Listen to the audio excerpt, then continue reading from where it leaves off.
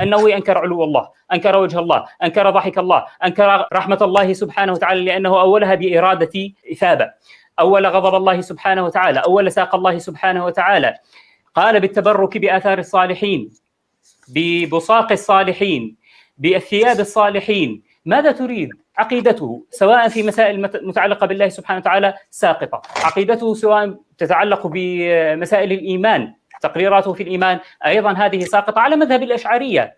ما الذي يخرجه من مذهب الأشعرية وما الذي يخرجه من بدعة الأشعرية؟ شهودك هؤلاء أثنوا على النووي، كيف تخفي شهادتهم؟ هؤلاء الذين يؤمنون شهودك بصفات النووي بأنه إمام، فعليك أن تتأدب مع هؤلاء. كلامك بهالطريقة تؤمنون بصفات النووي، هؤلاء الذين يقولون شهودك يقولون بهذه الصفات. هؤلاء مو أنا اللي قلت عنه إمام، ترى هؤلاء الذي قالوا عنه إمام. ابن العطار تلميذه هو الذي قال عنه إمام، مو أنا الذي قل عنه. محمد صالح العثيمين قال عنه إمام، ابن باز قال عنه إمام، الألباني قال عنه إمام، البراق قال عنه إمام. شهودك قالوا عنه إمام، ما حكمك في هؤلاء؟